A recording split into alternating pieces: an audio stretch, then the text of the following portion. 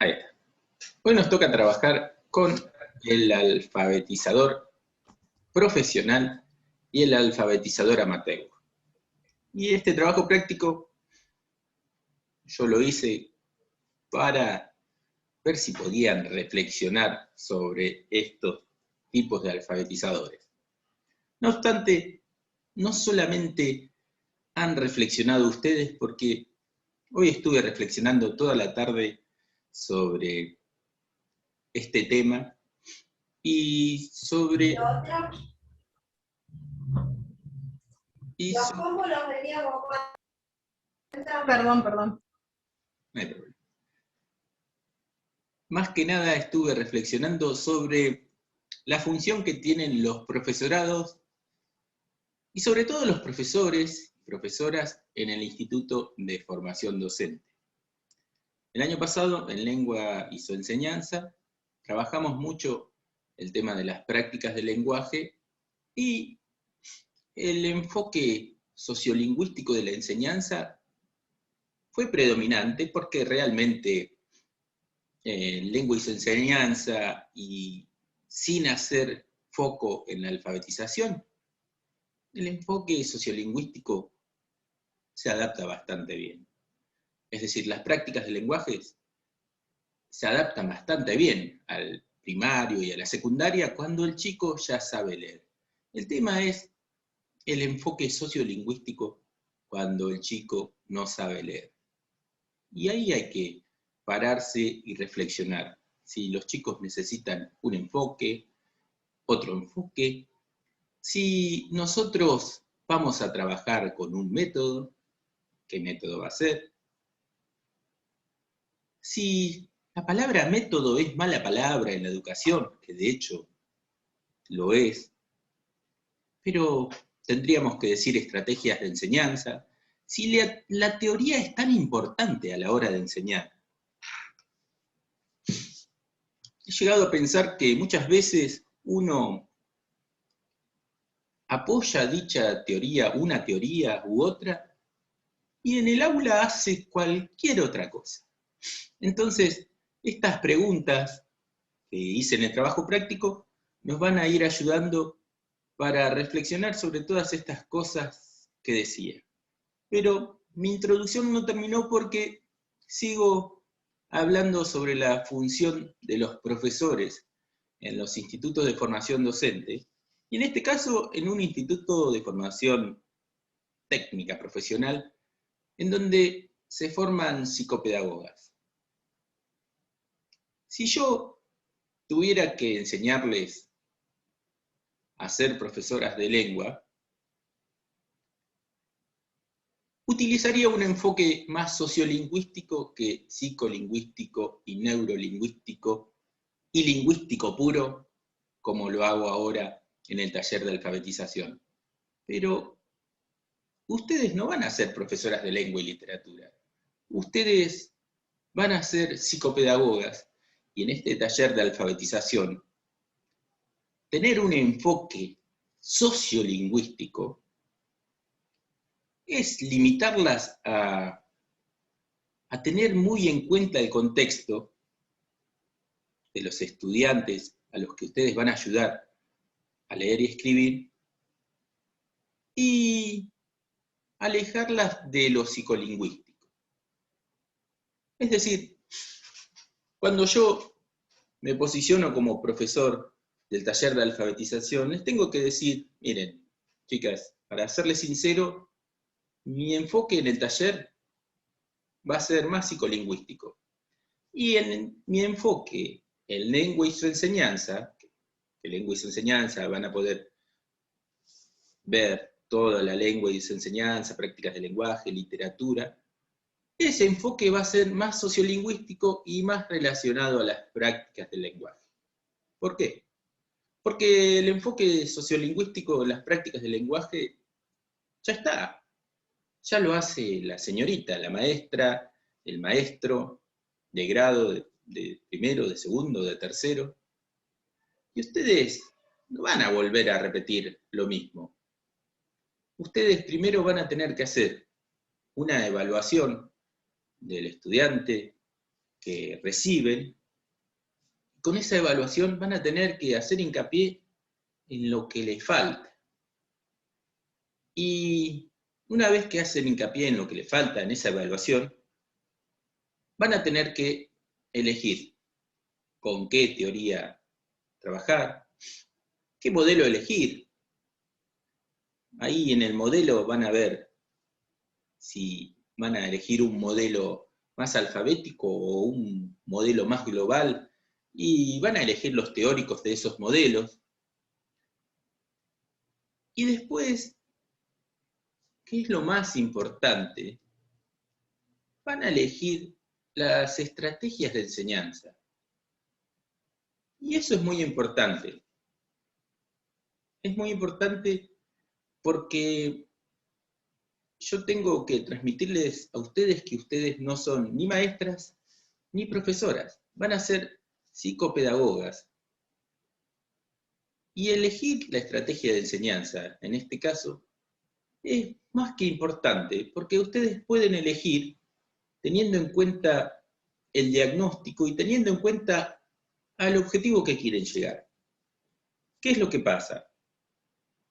Si yo soy un padre preocupado porque mi hijo no sabe leer ni escribir, y llevo a mi hijo que tiene 7 años y todavía no sabe leer de forma convencional, lo llevo a una psicopedagoga, yo voy y le digo, mira, no sabe leer ni escribir. Ah, bueno, perfecto. Lo dejo. Y lo retiro a la hora, tranquilo, porque yo sé que la psicopedagoga es una profesional. Entonces, si es profesional, voy tranquilo. ¿Qué pasa? La primera clase le pregunto a mi hijo, ¿y qué hiciste? Ni yo me espero que mi hijo haga, aunque sea letras, que escriba las vocales, que escriba palabras. No, papá, no hice nada con letras. Hoy jugué. Ah, bueno, qué buena psicopedagoga, porque empieza con lo lúdico, y qué bien, qué espectáculo. La segunda clase que lo llevo, lo voy a buscar a mi hijo y le pregunto, ¿y qué hiciste? Hoy jugué. ¡Fua! La psicopedagoga es brillante, es de lo lúdico, debe ser de la parte Montessori, qué bien. Y en la tercera clase espero otra cosa, entonces voy desesperado a las 6 de la tarde para ir a buscarlo a lo de la psicopedagoga y le pregunto, ¿qué hiciste hoy? Hoy jugué. ¿A qué jugaste? No, hoy hice juegos. ¿Qué jugaste? Y empiezo a presionar y sí, jugó. ¿Pero qué hiciste para leer y escribir? No mucho. Entonces, uno no pretende que sean Montessori, pero hay que ver qué es lo que se hace cuando uno decide estrategias de enseñanza. Si en el diagnóstico yo observo que el chico no sabe las vocales, y bueno, mi primer objetivo va a ser enseñar las vocales. ¿Puedo enseñarlos las vocales a través del juego? Sí. Pero, ojo, que no se me transforme ese juego en juego solamente. Y que los chicos solamente jueguen y no aprendan nada. ¿Sí? Entonces hay que tener cuidado cuando uno empieza a ser muy lúdico y termina siendo lúdico nada más. ¿Sí? Es re importante el juego en la enseñanza. Pero el juego tiene que tener un objetivo. Bueno, juego para aprender vocales, juego para aprender sonidos, juego para relacionar. Y hay que tener en cuenta el tiempo. No es lo mismo que yo juegue con un chico de 4 años a que escuche vocales, consonantes, sonidos, que juegue con canciones, que juegue al cartero y con palabras adentro, a que esté jugando con un chico que tiene 7 años, tiene los padres desesperados para que aprendan, las maestras desesperadas para que aprendan a leer y escribir, y yo, como psicopedagoga, estoy jugando. Entonces, el tiempo es importante. Uno tiene que ir analizando. Si tenemos un chico de 4 años, sí, vamos a jugar al juego, a la adivinanza, a veo, ¿qué ves? Una cosa, ¿de qué color? Roja. ¿Y con qué letra empieza? Con B. Virome, no. Bebé, no. Tiene 2 ruedas. Bicicleta, sí. Bueno, está bueno el juego. Pero una cosa es cuando un chico tiene 4 años, y otra cosa es cuando tiene 7, está desesperado, los padres están desesperados, las madres están desesperadas, las maestras están desesperadas. Y ahí ya hay que hacer hincapié y brindarse 100% a la enseñanza de la escritura y de la lectura. Puede ser a través de juegos, no les digo, pero lo que yo les estoy diciendo es que tengan en cuenta las edades de los chicos, los objetivos de ustedes, y tengan en cuenta el tiempo. Uno puede ser un gran docente, una gran psicopedagoga con mucho tiempo, pero los padres no quieren que estén 3 años más aprendiendo a leer y escribir. Quieren que aprendan las letras, quieren que aprendan las correspondencias entre grafema y fonema, quieren que aprendan las sílabas, quieren que aprendan a leer. Entonces, hay que hablar con los padres, porque también, como psicopedagogas, van a hablar con los padres. Le van a decir, miren, la evaluación de Nicanor me salió que sabe muchas letras, pero todavía le falta aprender algunas. Por suerte, sabe las vocales y eso hace que esté en un nivel conceptual silábico, porque reconoce las vocales cuando les voy dictando y, aunque sea, escribe vocales. Pero hay que trabajar más con consonantes que se suman a esas vocales. Y bueno, mi objetivo va a ser ese, empezar a trabajar y tener bien ese objetivo. Después no importa qué método uno elige. Lo importante es saber a dónde uno quiere llevar. El método, ¿es importante o no es importante? Sí. El método se traduce en la estrategia de enseñanza que uno quiere brindar. Como les recuerdo, el método está discutido, el concepto de método, pero lo más cercano a la educación es la estrategia de enseñanza. ¿Qué es lo que uno va a hacer en clase? En clase, en casa, en el gabinete, en el consultorio, como quieran decirlo ustedes. Lo que uno va a hacer. Y eso lo pueden sacar de un libro, lo pueden bajar de internet, lo pueden inventar ustedes, pero tiene que tener el objetivo claro. ¿Hacia dónde vamos? ¿Qué es lo que quiero enseñar? ¿Qué es lo que dijo mi diagnóstico? ¿Qué es lo que yo evalué? Eso también tienen que decirles al padre, a las madres o a las maestras. Yo voy a tomarme 2 o 3 días para evaluar a Nicanor. Y después vamos a ver cuál es el objetivo de enseñanza que me voy a trazar para empezar a alfabetizar. ¿Qué es lo que primero necesita? Porque por ahí lo que primero necesita es conocer las vocales, o lo que primero necesita es ir conociendo otras consonantes, lo que primero necesita es reconocer la imprenta minúscula, porque la señorita escribe en imprenta minúscula y también escribe en manuscrita. Entonces, hay que ver. Otra de las cosas que tienen que tener en cuenta, cuando toman chicos de 6, 7, 8 años que están en un contexto escolar y ustedes quieren avanzar con la alfabetización, también tengan en cuenta la carpeta y lo que hacen ellos en clase. Lo ideal sería que puedan aprovechar ese material y transformarlo o adaptarlo para llegar al objetivo que ustedes evaluaron. ese objetivo que evaluaron en los primeros diagnósticos, en el primero, segundo y tercer día de encuentro, ¿sí? Bueno, eso es lo que quería decir.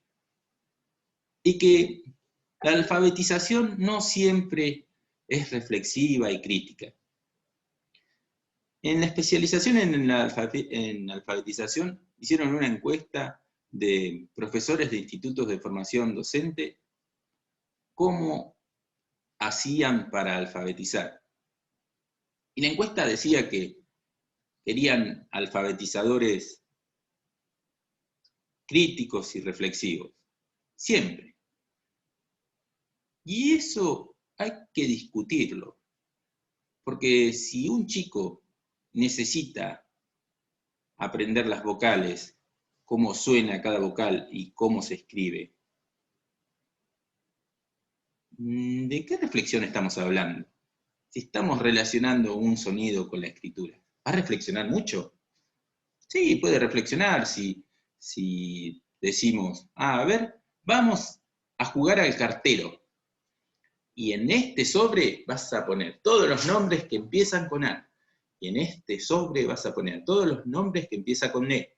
En este con I, en este con O y este con U. Son 5 sobres y vamos a jugar al cartero. Vamos a ver. A ver, agarra un nombre. ¿Sabés qué dice ahí? No. Bueno, yo lo voy a leer. Andrea. Muy bien. Entonces, ¿con qué letra empieza? ¿En qué sobre lo pondrías? Y el chico agarra el sobre de la E. Ahí ya sabemos que no reconoce la A y que no reconoce la figura de la E. Ahí ya tenemos un diagnóstico. No reconoce la A. ¿Sí? Entonces, en cada una de esas actividades vamos a ir diagnosticando y vamos a ir evaluando. Recuerden que la evaluación no es del 1 al 10. La evaluación tiene que ver con ese diagnóstico que tenemos que ir superando. Y ahí vamos a trazar el objetivo para poder seguir adelante. Bueno, me refui. Marianela Fernández, hola, ¿no?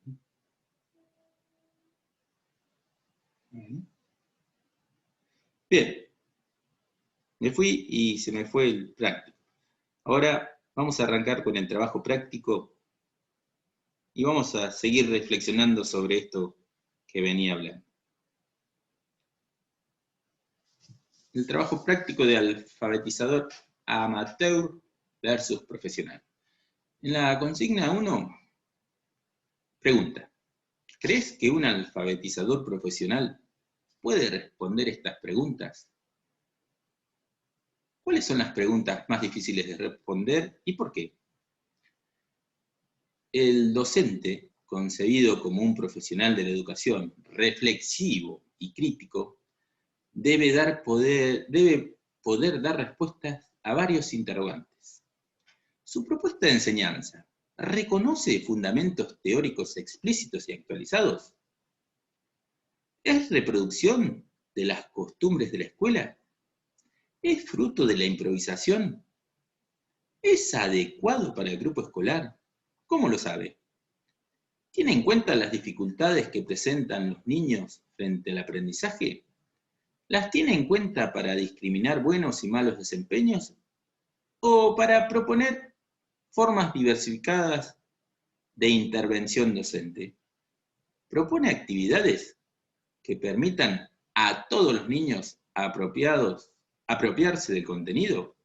¿Valora las tareas que facilitan la construcción del conocimiento en el grupo?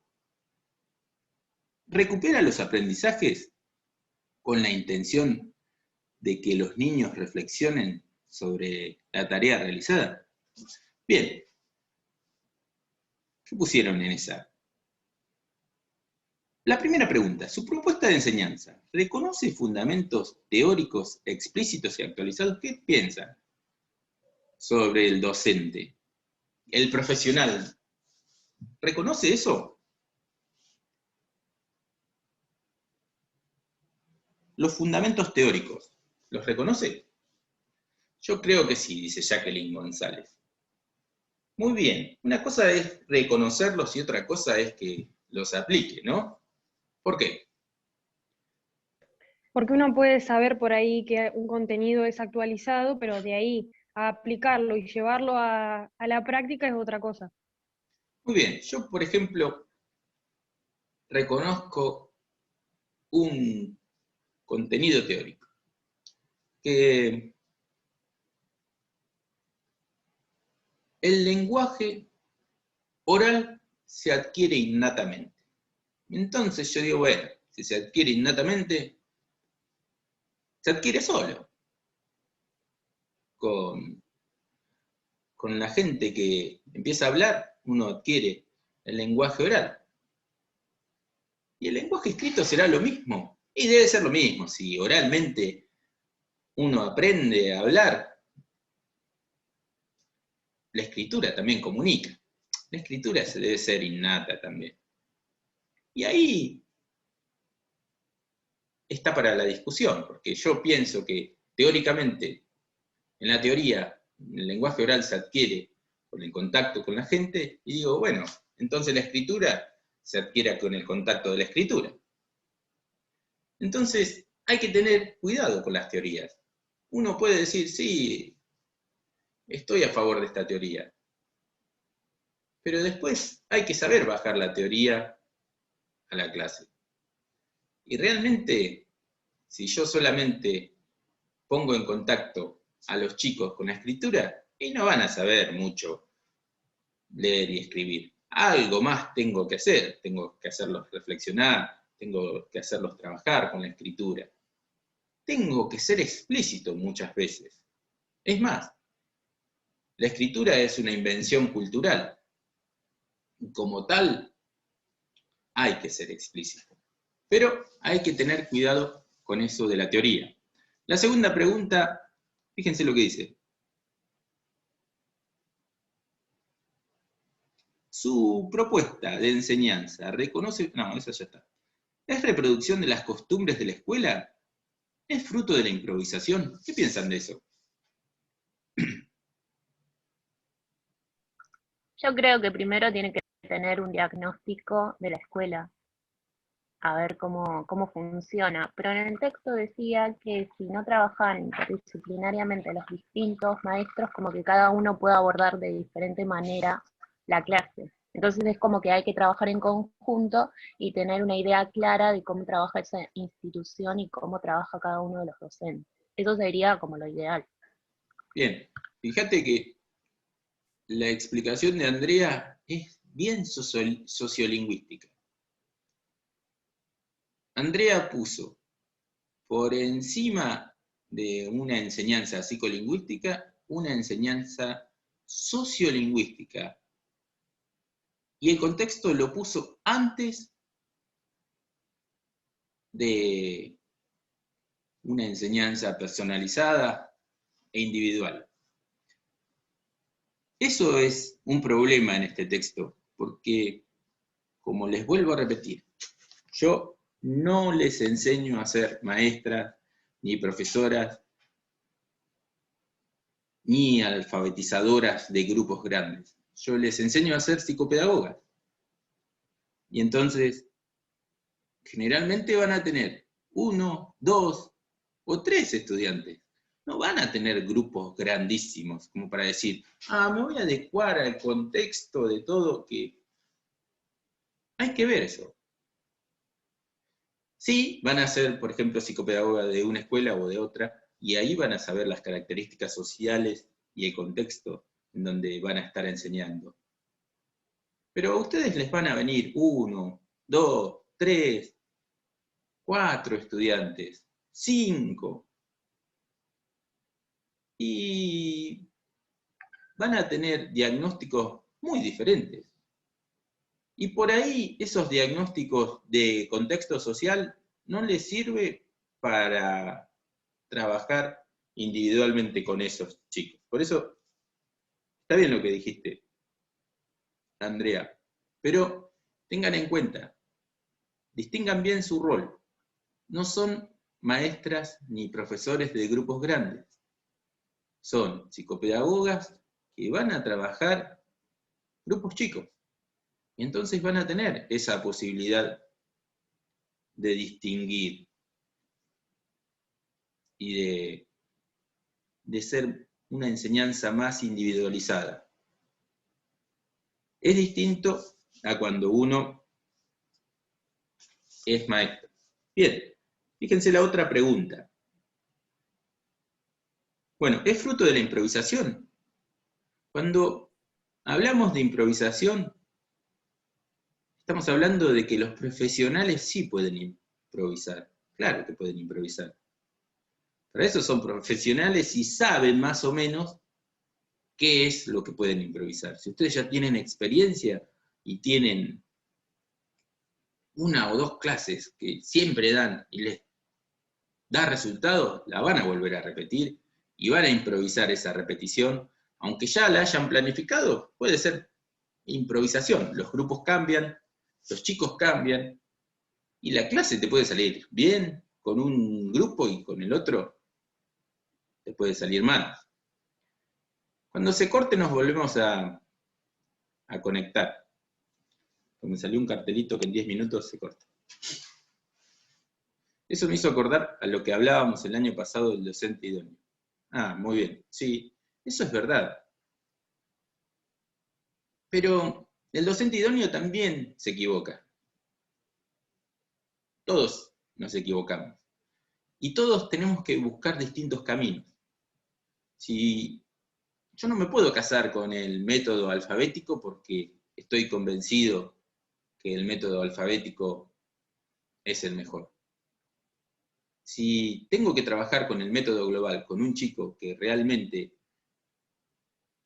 mira las palabras y las reconoce de memoria y las memoriza más rápido, que tiene la capacidad de memorizar, no sé, 500 palabras, y bueno, voy a aprovechar que memorice palabras. Entonces le muestro carteles, palabras, oraciones, y voy a aprovechar que ese pibe puede memorizar una palabra, puede escribir, y ahí aprovecho y le digo, bueno, vamos a reflexionar con las rimas y con la conciencia fonológica, y le enseño más prácticas del lenguaje que lengua. Pero si tengo un chico que le muestro una palabra, y al otro día se la muestro, y ni se acuerda qué dice, y bueno, a este chico hay que enseñarle con un método alfabético. Va a ser mayor el tiempo, pero va a ser efectivo cuando sepa leer, va a poder leer cualquier palabra. Entonces, hay que tener en cuenta todo. Dice, ¿es adecuado para el grupo escolar? ¿Cómo lo sabe? ¿Tiene en cuenta las dificultades que presentan los niños frente al aprendizaje? Profe, Sí. creo que esa es la pregunta que yo marqué como que era la más difícil de responder, porque el hecho de que una propuesta sea adecuada es difícil de saberlo porque no sabes si lo que, o sea, desde el lado del docente, si lo que se enseña realmente se está comprendiendo o no. O sea, podés dar un contenido que 20 lo aprendan y que otros 10 no, entonces ahí no estaría siendo totalmente adecuado. Entonces, bueno, por ahí es la importancia, digo, de nuestro rol en ese momento, de poder ayudar al docente a ver qué está pasando acá, cómo podemos hacer para que estos 10 chicos no queden como en el afuera y volver a plantear las estrategias por ahí a utilizar. Muy bien. Cuando Karen Yo dice... creo también, profe, Sí, Pierina. sí, yo también creo que se le hace difícil al docente poder tener en cuenta las dificultades de aprendizaje de los niños, porque sabemos que, por ejemplo, en un salón no tienen, como vos decías, 3 o 4, sino que muchas veces son hasta 25, 30 chicos, entonces se hace difícil poder tener en cuenta la dificultad de aprendizaje de cada uno.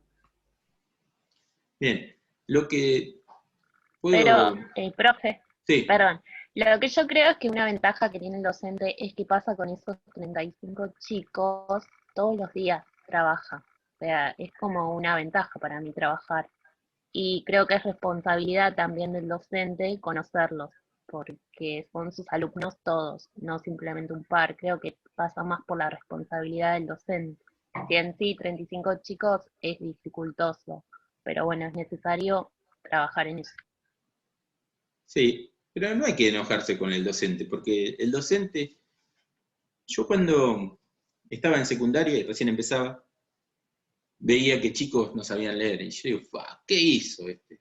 ¿Qué maestra tuvo? Y preguntaba, ¿quién fue la maestra? ¿Quién fue la maestra? ¿Quién fue? ¿Qué hizo el año pasado? Y no es responsabilidad siempre de la maestra. La maestra tiene vida, pobre. La maestra no sabe, a veces, hay veces que ni se entera que su alumno o su alumna no sabe leer.